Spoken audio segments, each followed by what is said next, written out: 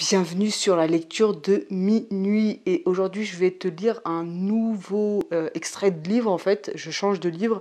Là je vais te lire un extrait du livre de Charlie Mollray qui s'appelle Rêve d'éveil. En fait ce gars-là, Charlie Mollray, c'est un Anglais qui travaille sur les rêves lucides depuis un bon bout de temps et notamment sur le yoga du rêve. Et le yoga du rêve, c'est quoi? C'est une pratique qui vient du bouddhisme tibétain où dans cette pratique, on s'entraîne au rêve lucide. Et en fait, pour eux, ils s'entraînent à ça dans le but de se préparer à la mort parce que pour eux, en fait, la mort, c'est comme un rêve finalement. Donc, en gros, là, ce qui est intéressant dans ce bouquin, c'est que le gars, il allie un petit peu la vision de l'extrême-orient avec la pratique du yoga du rêve et avec la vision occidentale du rêve lucide qui est un petit peu plus légère quelque part. Et donc c'est vachement intéressant parce que le livre, il est assez dense et franchement, il y a plein d'informations, il est vraiment trop cool ce livre-là. Donc bien sûr, je vais pas te le lire en entier, je vais te lire que un passage. Peut-être que la semaine prochaine, je te lirai un autre passage.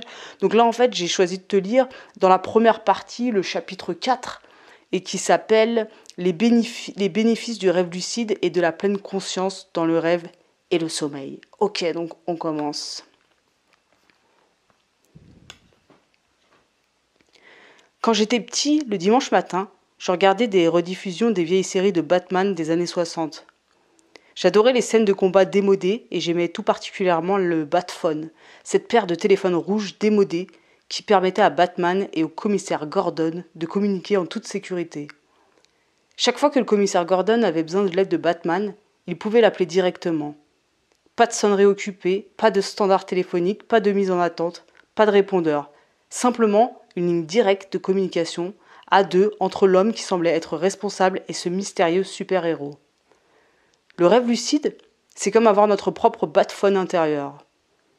Notre esprit conscient est comme le commissaire Gordon, l'homme qui apparemment semble tout régir, et l'esprit qui rêve est comme Batman, le super-héros mystérieux. Grâce au rêve lucide, nous pouvons saisir notre Batphone intérieur et communiquer avec la source de la sagesse qui réside dans notre esprit conscient. Cette ligne de communication est directe, sûre et toujours libre, mais aussi toujours prête à nous aider à mieux apprécier et à mieux comprendre ce que nous sommes. Chaque fois que nous faisons un rêve lucide, nous renforçons cet outil de communication interne, de sorte qu'avec la pratique, nous allons être capables de converser avec une sagesse tellement profonde qu'elle peut très bien sembler résider en dehors de nous, alors qu'en fait, elle est au cœur de notre être. Grâce au rêve lucide, nous pouvons communiquer directement avec des incarnations apparemment tangibles de notre propre psychologie. Dans l'état de rêve lucide, nos concepts psychologiques sont souvent personnifiés ou tout du moins animés. Cela nous permet d'interagir avec eux à un niveau en apparence physique. Nous pouvons littéralement avoir une discussion avec notre moi supérieur, rencontrer notre enfant intérieur ou même serrer dans nos bras la source de nos peurs les plus profondes.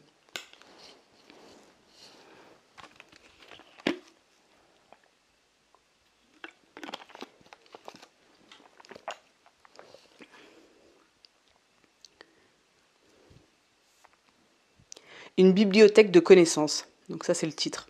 Notre esprit du rêve contient dans l'inconscient une quantité incroyable d'informations sur nous-mêmes et le monde qui nous entoure. Rarement accessible à l'état de veille, on peut accéder consciemment à cette bibliothèque de connaissances lorsque nous faisons un rêve lucide. Dans un rêve lucide, nous nous promenons littéralement dans notre propre psyché, capable d'interagir avec des aspects du moi. Selon mon amie Valérie Austin, spécialiste d'hypnothérapie bien connue, tout ce que nous avons un jour fait, dit, entendu, respiré ou vu est conservé dans le subconscient. Et l'hypnose nous permet d'accéder à ces données directement par le biais du subconscient sans que celles-ci soient traitées par l'esprit conscient rationnel. C'est un processus très semblable qui opère dans le rêve lucide. Ce n'est pas uniquement par le biais du rêve lucide et de l'hypnose que nous pouvons apprendre des choses venant de notre inconscient. Il essaie de communiquer avec nous chaque fois que nous rêvons, que nos rêves soient lucides ou non. Les rêves lucides ne sont en aucun cas mieux que les rêves non lucides. Ils sont simplement différents. La bibliothèque de connaissances qui réside dans l'esprit qui rêve nous est ouverte chaque fois que nous rêvons. Et son contenu va se présenter à nous, que nous en soyons conscients ou non. C'est pourquoi il est bon de pratiquer la pleine conscience dans le rêve. De même, c'est pourquoi il est bon de pratiquer la pleine conscience dans le rêve, de même que le rêve lucide. En étant plus attentifs à nos rêves, nous tendons à une main amicale à notre moi le plus profond. Rêver constitue la relation la plus intime que nous puissions avoir avec nous-mêmes. Et chaque nuit, notre inconscient ouvre une fenêtre sur notre psyché par l'intermédiaire d'une histoire et d'images symboliques. Comme le dit Marc Barash, l'auteur du Healing Dreams, nos rêves nous perturbent parce qu'ils refusent de se plier aux conceptions de nous-mêmes qui nous sont les plus chères. Peu de force de vie présente, avec un sens égal de l'inévitable, les faits bruts sur qui nous sommes et les revendications de ce que nous allons peut-être devenir. Bien trop souvent, ce sont des communications que soit nous ignorons, soit nous oublions. Mais en apprenant comment apprécier et retenir le monde de nos rêves, en amenant simplement plus de vigilance dans nos rêves, et en réfléchissant sur nos rêves, sans parler de la pratique du rêve lucide, nous commençons à reconnaître une partie importante et précieuse de notre vie. La guérison. Un jour, j'ai rencontré une personne souffrant d'encéphalomyélite myalgique qui m'a raconté qu'elle utilisait le rêve lucide pour guérir. Je me suis immédiatement lancée dans un discours enflammé sur le fait que des découvertes sur les neuropeptides suggéraient qu'à un niveau cellulaire, l'esprit affectait effectivement directement le corps et que cela ouvrait d'énormes perspectives pour une guérison psychophysique dans l'état de rêve lucide, imprégnant nos cellules mêmes d'une énergie de guérison. Non, ce n'est pas ça du tout, a-t-elle dit. Elle s'est alors mise à me décrire comment elle utilisait le rêve lucide pour jouir de toutes les activités qu'elle ne pouvait plus faire à l'état de veille. Dans ses rêves lucides, elle faisait du cheval, courait, dansait, valsant avec l'esprit qui rêvait sans avoir besoin de son fauteuil roulant. Mais ce n'est là qu'un exemple du potentiel de la guérison psychique à travers le rêve lucide. Souvent, la guérison n'est pas uniquement psychique. De nombreuses personnes croient au potentiel de guérison physique à travers la visualisation, comme avec la méthode dans laquelle les patients imaginent le système immunitaire de leur corps, guérissant les cellules malades en utilisant une lumière colorée. Des études ont montré que cette forme de guérison par la visualisation pouvait aider à réduire le stress, renforcer le système immunitaire et diminuer la douleur chez de nombreux patients. Ces techniques dépendent de notre capacité à visualiser, chose qui n'est pas facile pour tout le monde. Mais dans un rêve lucide, on joue à armes égales, parce qu'un rêve lucide est la visualisation la plus vivante et la plus complète que l'on puisse faire. Appliquer ces techniques de guérison au sein du rêve lucide peut s'avérer bien plus efficace que n'importe quelle visualisation faite au cours de l'état de veille. J'ai entendu parler de rêveurs lucides qui guérissaient tout, des verrues plantaires aux douleurs menstruelles, et dans le livre de Robert Waggoner, Lucid Dreaming, Gateway to the Inner Self, on trouve un nombre incroyable de preuves qui corroborent cela. J'ai moi-même guéri des otites et des ligaments arrachés grâce à la guérison par visualisation dans le rêve lucide. Cela ne va pas étonner le spécialiste du yoga du rêve, le docteur Michael Katz, qui dit que lorsqu'il est lucide, le pouvoir de l'esprit est plus grand, rendant la visualisation bien plus puissante qu'une simple visualisation à l'état de veille. Dans l'état de rêve lucide se trouve aussi le potentiel de guérir des phobies en utilisant des méthodes d'intégration progressive qui ne sont pas bien loin de celles pratiquées par la thérapie comportementale et cognitive. On peut traiter les phobies en visualisant la source de la peur, puis en engageant un contact avec elle, en sachant qu'elle n'est pas réelle, mais une simple projection mentale. Ce nouveau contact sans peur avec l'objet de la phobie va laisser dans le cerveau une voie neurologique qui va pouvoir aussi s'activer à l'état de veille, ouvrant ainsi la voie à la guérison définitive de la phobie. Pour ce qui est des addictions, on peut les traiter exactement de la même façon qu'en hypnothérapie. Tout comme un hypnothérapeute peut se servir de l'état d'hypnose comme manière de rentrer en contact avec l'inconscient et offrir une suggestion bénéfique visant à modifier le schéma de la conduite addictive, Un rêveur lucide peut utiliser le rêve lucide pour faire la même chose. Lorsque nous sommes lucides, nous sommes en contact avec l'inconscient. De la même façon que dans l'hypnose, mais nous pouvons aller plus loin encore dans ses profondeurs. De sorte que, par exemple, si nous disons haut et fort dans un rêve lucide, j'ai un mode de vie sain, je suis un non-fumeur heureux et en bonne santé, actuellement et pour toujours. Cette suggestion va être encore plus puissante. La répétition imaginaire. Mon ami Rory McSweeney a toujours rêvé d'être champion d'arts martiaux. En 1999, il a réalisé son rêve en gagnant la médaille d'or au championnat d'Europe. Lorsque je dis que Rory a toujours rêvé d'être champion d'arts martiaux, je ne parle pas au sens figuré. Il a gagné sa médaille d'or en s'entraînant dans ses rêves lucides. Même s'il s'est astreint à un programme d'entraînement quotidien rigoureux, pendant de nombreuses années, il attribue sa victoire au fait qu'alors que ses adversaires dormaient, lui, dans ses rêves lucides, combattait avec les personnages de ses rêves et s'imprégnait de techniques avancées qui allaient créer des voies neurologiques auxquelles il allait pouvoir faire appel lors de la session d'entraînement du lendemain. En fait, s'entraîner au cours du rêve lucide crée des voies neuronales qui vont persister dans l'état de veille, parce que notre système neurologique ne fait pas la différence entre le rêve lucide et les expériences de l'état de veille. Cela veut dire que tout comme nous pouvons utiliser la visualisation totale de l'état de rêve lucide pour guérir, nous pouvons également l'utiliser pour nous entraîner. Pendant des décennies, les spécialistes du sport ont utilisé la technique de répétition imaginaire dans l'état de veille comme moyen de renforcer les voies neuronales. Ce n'est que récemment que le plein potentiel de la répétition au sein du rêve lucide a été exploré.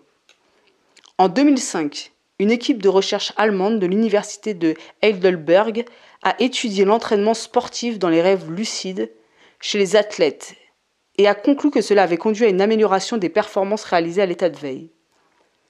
Le porteur de ce projet a affirmé que les résultats dépassaient de loin ceux obtenus par la répétition imaginaire effectuée à l'état de veille, et que s'entraîner dans le rêve lucide produit de meilleurs résultats que l'entraînement par la visualisation à l'état de veille.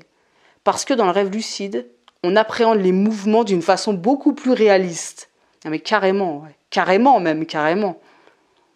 D'autres chercheurs admettent ces faits et disent que le revers de la médaille de la visualisation à l'état de veille est que, si la technique d'imagerie mentale n'est pas pratiquée de façon adéquate avec suffisamment d'attention, les gains qui en découlent pour la performance motrice vont être moindres. Mais le rêve lucide résout ce problème, car c'est la visualisation la plus complète qui soit, et elle permet l'accomplissement le plus complet de cette technique. Il ne s'agit pas simplement de compétences motrices affûtées, grâce à la force de notre imagination. Nous pouvons aussi effectivement fortifier nos muscles. En 2004, les chercheurs de la Cleveland Clinic Foundation ont demandé à un groupe de personnes de s'imaginer soulevant des poids avec les bras pendant 15 minutes par jour, 5 jours par semaine pendant 12 semaines. À la fin de leur étude, ils ont conclu que les personnes qui avaient imaginé qu'elles soulevaient de lourds poids avec les bras ont vu la force de leurs biceps augmenter en moyenne de 13,5% et ce gain de force a duré 3 mois après l'arrêt de ce programme d'exercice mental. Si ce gain musculaire est le résultat d'une simple visualisation à l'état de veille, imaginez simplement ce que cela aurait pu être dans le cadre de la visualisation complète de l'état de rêve lucide. Aussi, la prochaine fois que vous aurez un rêve lucide, essayez de faire quelques pompes. Cela vous fera gagner des heures passées au club de remise en forme.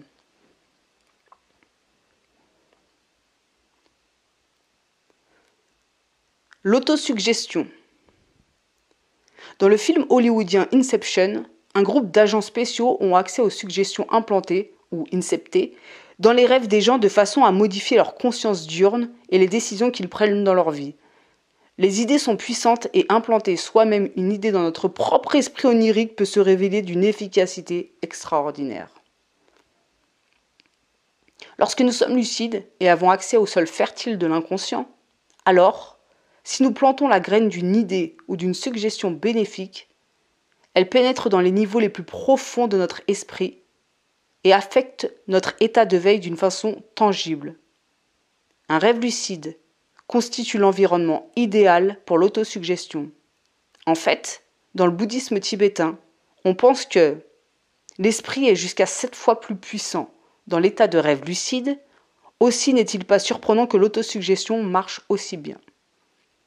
Que ce soit en faisant appel à des déclarations d'intention positives ou en nous engageant dans de nouvelles habitudes comme la générosité ou l'intrépidité, de nouveaux schémas d'idées et de comportements peuvent être implantés et appliqués en toute lucidité. Par exemple,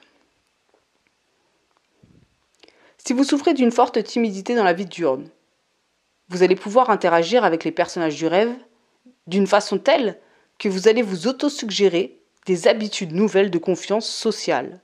Ou, si vous devez passer un examen d'histoire le lendemain, une façon efficace de faire appel à l'autosuggestion va être d'affirmer haut et fort « Je suis positivement rempli de confiance et d'assurance, et je me souviens de tous les faits, quels qu'ils soient, qui ont trait à mon examen d'histoire. » Soyez créatifs, mais soyez prudents. Une fois dans un rêve lucide, je me suis autosuggéré. J'ai atteint mon plein potentiel de santé et de forme. Et je me suis réveillé avec une envie irrésistible et insatiable de poissons crus, d'épinards crus et d'exercices physiques en quantité incroyable, et cette envie a duré pendant environ 6 semaines après le rêve. Bien évidemment, l'inconscient ne va vous donner que ce que vous êtes prêt à recevoir, mais parfois nous surestimons le changement que nous sommes prêts à accepter. Travailler avec les cauchemars et l'ombre. Les cauchemars. Lorsque j'avais 17 ans, j'ai fait une overdose de LSD, ce qui a été un moment terrifiant et qui a occasionné des mois de cauchemars récurrents dus au stress post-traumatique. À l'époque, je venais de lire un de mes premiers livres sur les rêves lucides. Et je me souviens de la partie qui traitait de l'utilisation de la lucidité pour guérir des cauchemars. Mais chaque fois que j'étais lucide au sein de ces cauchemars récurrents, j'étais consumée par la peur et je craignais de finir par me réveiller, comme d'habitude, en hurlant « Réveille-toi, je veux me réveiller ». Malheureusement, il se trouve que cela est la façon la plus efficace de s'assurer qu'un cauchemar va se reproduire. Parce que cela ne résout ou ne soulage absolument pas le traumatisme psychologique qui nourrit le cauchemar. J'étais tout simplement trop bouleversée pour affronter sans crainte mes démons. Une nuit, j'ai finalement décidé que j'en avais assez. J'ai généré une forte motivation à 3 volets. Retenir volontairement le cauchemar, devenir lucide au cours de celui-ci et affronter la source du traumatisme. Cette nuit-là, le cauchemar est revenu et le petit nain chauve, qui d'une façon ou d'une autre en était venu à représenter le traumatisme, est apparu, comme d'habitude, indiquant une folie imminente. Mais cette fois, j'ai reconnu que j'étais en train de rêver, et lorsqu'il s'est approché de moi, je me suis finalement tournée vers lui et lui ai fait face. Plutôt que de m'enfuir, je lui ai crié « Assez! J'en ai assez! Ok, j'ai compris. Maintenant je vois clair, mais je t'en prie, laisse-moi tranquille maintenant. » Soudain, le visage du nain a changé. Puis la totalité du rêve s'est transformée en une vision du paradis pour un jeune homme de 17 ans, dans ce cas précis, une plage remplie de jeunes filles en bikini et de gens faisant du skateboard et buvant des cocktails au soleil. Cela a été la toute dernière fois où j'ai fait ce cauchemar. 4 mois de stress post-traumatique guéris en un seul rêve lucide. C'est là que j'ai réalisé l'énorme potentiel du rêve lucide. Pour certaines personnes, les cauchemars chroniques sont une affection grave qui a des répercussions non seulement sur la qualité de leur sommeil, mais aussi sur la qualité de leur vie. La bonne nouvelle est que, si vous faites un cauchemar en étant pleinement lucide, vous avez une opportunité puissante pour résoudre le traumatisme et l'intégrer psychologiquement, ce qui va vraisemblablement conduire à l'arrêt des cauchemars. En fait, en 2009, lors du congrès de la European Science Foundation, on a suggéré que rêver en toute lucidité était un remède tellement efficace pour guérir les cauchemars chroniques que cette technique pouvait être envisagée comme traitement principal. Cela veut dire que le temps viendra peut-être où les médecins vont prescrire un apprentissage du rêve lucide plutôt que des médicaments aux personnes souffrant de cauchemars. La plupart des gens font de cauchemars à un moment ou à un autre de leur vie. Mais généralement, ce n'est pas un problème qu'ils doivent affronter tous les jours. Pourtant, une des choses à laquelle nous avons tous affaire, en permanence, se trouve au cœur de nos cauchemars. Il s'agit de l'ombre. L'ombre. L'ombre est un concept jungien qui sert à décrire les parties de l'inconscient qui sont constituées de tous les aspects indésirables de notre psyché que nous avons inconsciemment rejetés, désavoués, refoulés ou niés. C'est notre côté sombre, fait de tout ce que nous ne voulons pas affronter en nous-mêmes. Pourtant, cette ombre n'est ni bonne ni mauvaise. Elle est simplement la somme de ces parties de nous-mêmes qui sont incompatibles avec ce que nous pensons être. Nous cachons au monde et à nous-mêmes les traits psychologiques qui nous concernent. Nous les enfouissons dans les recoins de notre esprit, où ils s'accumulent et d'où ils peuvent parfois surgir ou se montrer lorsque nous baissons la garde. Préférant rester non conscients de cette part d'ombre de nous-mêmes, nous trouvons qu'elle nous influence dangereusement, souvent tapie juste en dessous de la surface. Jung dit « Tout le monde porte une ombre et moins elle est incarnée dans la vie consciente de l'individu, plus elle devient noire et dense. » Toutefois, même si elle renferme notre traumatisme, notre sexualité refoulée et notre capacité aux ténèbres, l'ombre représente aussi une immense opportunité de guérison et d'acceptation, connue comme l'intégration de l'ombre. Là, nous regardons dans les ténèbres, reconnaissant et acceptant les aspects de notre propre ombre individuelle, comme une façon de nous rapprocher de la plénitude et de l'équilibre psychologique.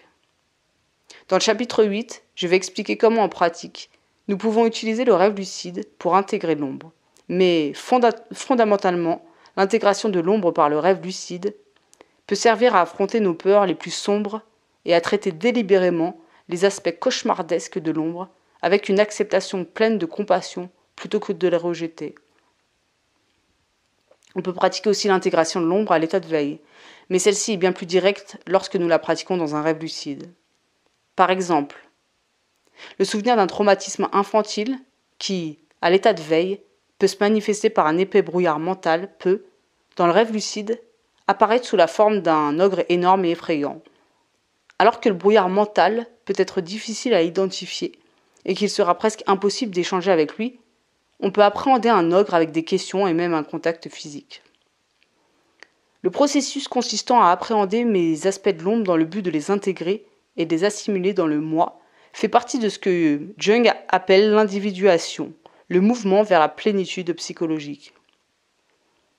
Il s'agit de l'un des objectifs les plus hauts du travail psychologique, et il nous permet ainsi de voir tout le champ que nous offre le rêve lucide pour nous permettre de nous reconnecter avec des niveaux tellement profonds de notre psyché que lorsque nous nous réveillons le matin, nous nous sentons alors différents de ce que nous étions le jour d'avant. La créativité. Dans le livre de Robert Wiesmann, 59 secondes, dans lequel il décrit le conscient et l'inconscient, on trouve cette grande analogie qui les assimile à deux hommes partageant le même bureau. L'un parle fort et dominateur, mais assez intelligent, mais en aucun cas créatif. Il représente le conscient. L'autre a la voix douce. Il est hautement créatif. Il représente l'inconscient. Si nous devions leur demander de trouver des idées créatives sur un sujet quelconque, il est probable que celui qui parle fort et n'a aucune créativité va lancer des idées en parlant fort, alors que le timide génie créatif ne va pas arriver à en placer une. Leurs idées peuvent être très bonnes, l'homme dominateur n'est pas un idiot, mais elles seront loin d'être aussi innovantes qu'elles auraient pu l'être si l'homme calme et créatif avait pu prendre part au débat. À l'état de veille, lorsque nous essayons de prendre des décisions innovantes, c'est le même scénario qui survient. Avec notre conscience dominante qui permet rarement au génie créatif de notre inconscient d'apporter sa pierre. Mais dans les rêves, le scénario est en vérité bien différent. C'est l'inconscient qui domine dans l'état de rêve. C'est comme si le type, le volubile, avait quitté les lieux et que l'homme tranquille était resté là, à travailler tard, enfin capable de libérer sa créativité. Dans cette métaphore, le rêve lucide est comme si la grande gueule revenait au bureau quelques heures plus tard pour découvrir que le génie timide a transformé leur environnement de travail en un tourbillon d'activités créatrices. Soudainement, Sa nature fougueuse retombe en voyant ce gamin fort en maths tranquille qui travaille avec brio. Il finit par apprécier la brillante créativité de son collègue. Il décide même qu'il devrait lui demander des conseils plus souvent. S'il le fait, il va probablement trouver que celui-ci est plus que prêt à offrir son aide et les idées surgissent de son génie créatif. Cette interaction peut devenir la base d'une relation améliorée entre les deux hommes. Si vous voulez exploiter la créativité infinie de votre inconscient, essayez de devenir lucide de façon à ce que votre esprit conscient puisse retourner au bureau une nuit et écouter les conseils de ce collègue timide mais hautement créatif. S'amuser. Rêver en toute lucidité vous permet de faire tout ce dont vous avez toujours rêvé faire. Quel que soit le fantasme que vous ayez, il est là, rien que pour vous, dans le monde onirique hyper réaliste de la conscience lucide. Vous pouvez être une star de cinéma, participer à des orgies sexuelles complètement folles, connaître des étapes psychédéliques et jouir de tout ce dont votre moi intérieur hédoniste peut rêver. Lorsque je me suis moi-même exercée au rêve lucide, à l'âge de 16 ans, je n'ai utilisé ce hobby nouvellement découvert que pour le sexe, les drogues et le rock'n'roll. J'ai perdu les 2 premières années de ma pratique du rêve lucide, presque exclusivement à avoir des relations sexuelles dans les rêves lucides. À cette époque, cela n'était pour moi qu'un amusement inoffensif et en fait, il s'est révélé comme un outil extrêmement motivant pour être lucide autant que possible. Mais hélas, il est devenu une pente savonneuse que j'ai dévalée de nombreuses fois, car, comme le dit le grand poète irlandais W.B. Yeats, c'est dans les rêves que commence la responsabilité. Et c'est encore plus vrai pour les rêves lucides. Comme dans l'état de veille, lorsque nous rêvons en toute lucidité, nous sommes toujours en train de créer et de renforcer les voies neuronales. Ce qui veut dire que si nous nous adonnons à des actions négatives en étant lucides, nous créons des voies neuronales associées à ces actions qui vont alors être activées à l'état de veille. Voilà la pente savonneuse. Et si nous envisageons le concept de karma, cause et effet, alors, une fois que nous sommes lucides, nous possédons la volonté et la motivation consciente, forces qui toutes deux sont derrière les empreintes karmiques. Cela signifie que le karma est concerné de la même façon que lorsque nous sommes à l'état de veille, si bien que des actes malveillants d'un rêve lucide vont laisser des traces karmiques négatives, tout comme ils le feraient dans la réalité de l'état de veille. Alors, amusez-vous, mais faites attention à ce que vous faites dans l'état de rêve lucide. Et essayez de traiter celui-ci comme un espace sacré plutôt que comme un terrain de jeu. Ceci dit, ce n'est pas aller trop loin que de dire que rien n'est probablement plus amusant que de rêver en toute lucidité. Voler dans les airs, par exemple, est une sensation aussi réelle que si vous étiez réveillé. Vous aimez voyager ? Essayez-vous à la télétransportation. Devenez invisible, allez sur la Lune. Le ciel est la seule limite. Et souvenez-vous, au niveau neurologique et chimique, le plaisir peut être profondément positif pour vous. Aussi, si vous manquez d'ocytocine, par exemple, peut-être que vous avez tout simplement raté l'un des ingrédients essentiels dans la vie. S'amuser. Ce devrait maintenant être plus facile de réaliser que ce potentiel de rêve lucide est énorme, à la fois pour l'évolution et le bien-être physique et psychique. Jusque-là, nous nous sommes essentiellement concentrés sur les bienfaits psychologiques. Mais maintenant, passons aux bienfaits spirituels et voyons jusqu'où cela peut nous mener. Ok, je vais m'arrêter là, yes. Et je continuerai en fait la fin du chapitre la semaine prochaine parce qu'il n'est pas terminé, il est assez long. Donc voilà, j'espère que cette lecture t'a plu et on se retrouve la semaine prochaine pour la suite du chapitre. Ciao!